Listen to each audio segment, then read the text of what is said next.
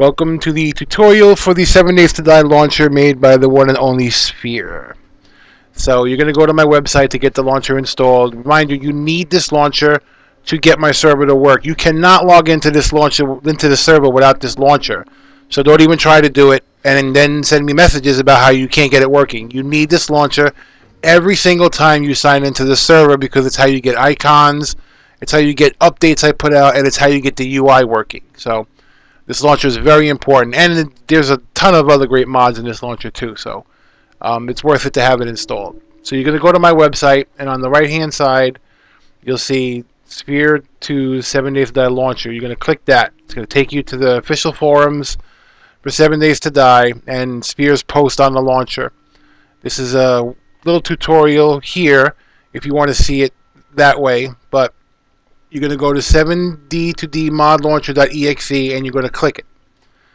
And as you can see, it downloaded it. So you could just click that to start the installation, but I'm going to open my folder up and do it that way, wherever it downloaded, and hit run.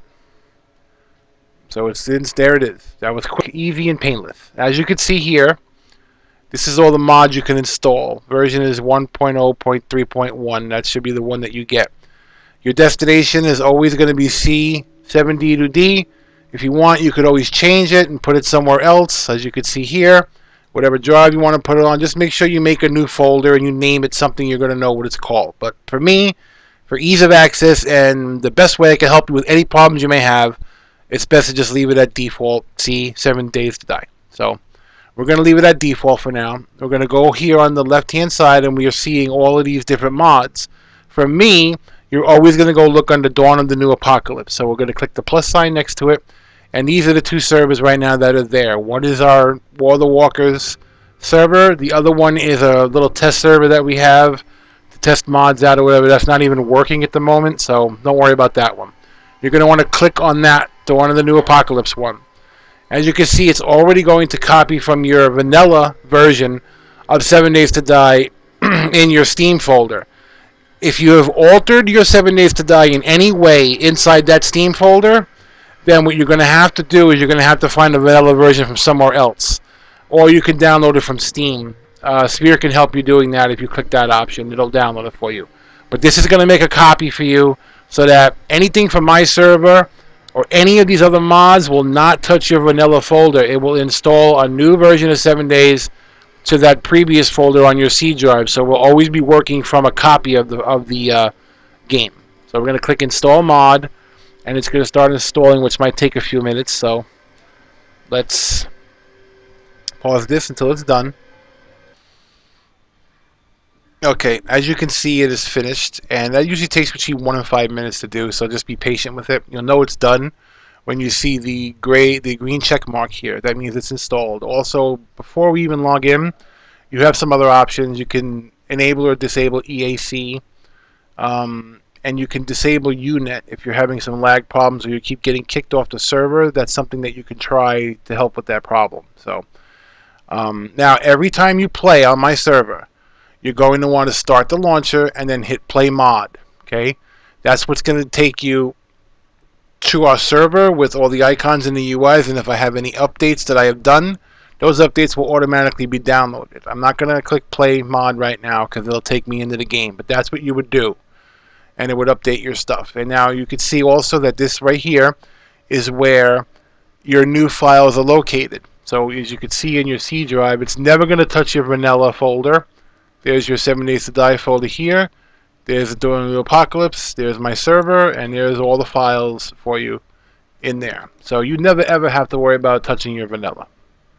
Another thing that's useful about this is when you use the other mods, we're going to be putting SDX in there as well, so you're going to want to hold on to this.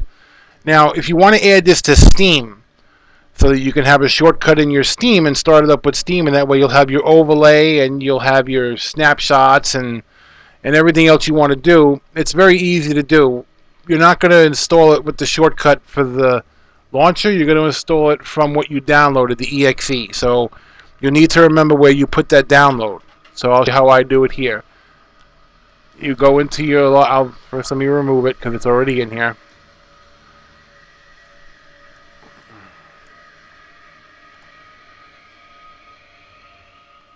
Alright, so you click on add a game, add a non-Steam game. You're going to get this popping up right here. It's not going to be in this list because it's not really an official Steam game. So you have to click browse. You have to remember where your downloads go. Like I said from before, we're not going to add the shortcut. We're adding the exe you downloaded from the 7 Days Forum.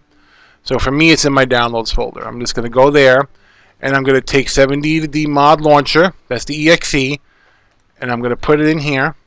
And you can see it's already checked that it's up there. And click add selected programs. And there it is, right in there. I put it in my favorites because I always use it.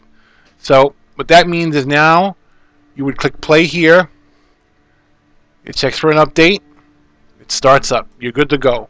Every time you log into my server, you click on the appropriate server. For us, it would always be on the Dawn of the New Apocalypse. And you click play mod. It'll go through a little scan to see if there's been any file changes, and the game will start right up. You'll be able to access your snapshots and everything else in it. So that's really all there is to it. And keep up to date with anything going on our website here. We also have a Facebook group that I encourage you guys to join. And for anyone who's having problems with TeamSpeak or anything like that, there's a server information link on the side that you click that will take you straight to our server listing on 7daystoDieServers.com. It'll tell you who's on, how long we've been up, our rules, a little description. But you see here at the bottom of this, there is going to be a TeamSpeak link, TeamSpeak server. Click that from now on to get into TeamSpeak because it'll take you right into TeamSpeak. Okay? So for those of you that were having problems with our TeamSpeak, that is one way to get around that. Alright, I hope that this tutorial helped, and see you all in game.